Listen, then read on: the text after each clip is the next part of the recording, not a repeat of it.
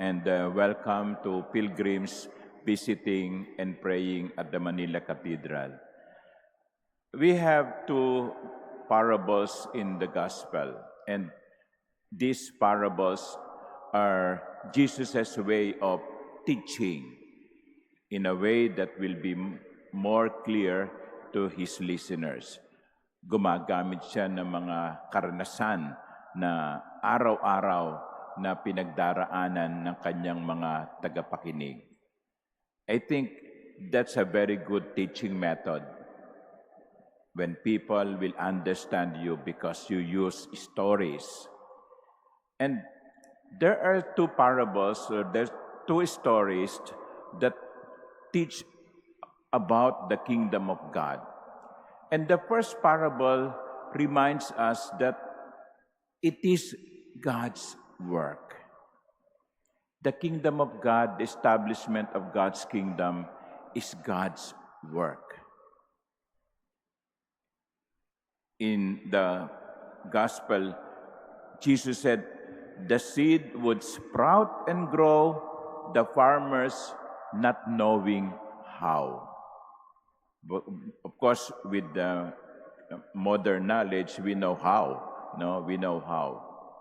But it is the hand of God that moves the soil to produce nourishment so that the roots will be nourished.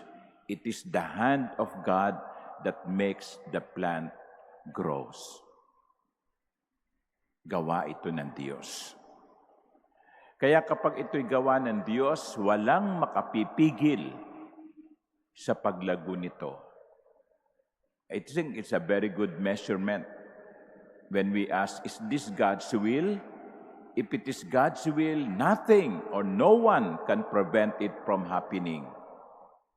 If it is not God's will, nothing will happen. Kapag ito'y gawa ng Diyos, walang makapipigil dito. Kung hindi ito kalooban ng Diyos, walang mangyayari. Kaya magandang itanong natin sa ating mga sarili bago natin simulan ang isang bagay.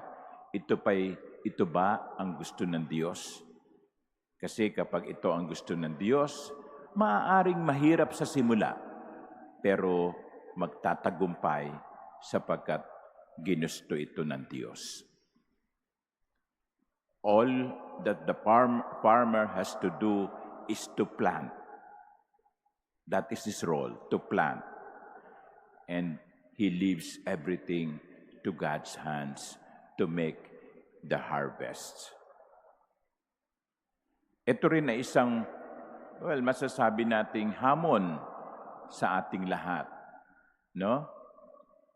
Kasi kung minsan, we work so hard, it is as if everything depends on us. Minsan naiisip ko, Lord,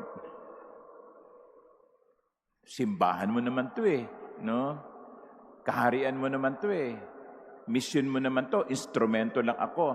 Because sometimes we priests, no, work so hard that we forget that it is not our work alone. Kaya sinasabi ko, sige, magbibigay ako ng homily, no? Alam ko, may mga nakikinig. Alam ko, meron ding hindi, no? Yung isip nasa kung saan-saan. Pero sasabihin ko, basta ako ang nagtatanim, no? Bahala ang Diyos. Bahala ang Diyos kung ito'y kanyang pagbubungahin. And you know, sometimes I am surprised because people will come to me and say, Father, do you remember sometimes you said something like this? No? Na natouch ako doon sa sinabi mo. And then, I did what you said.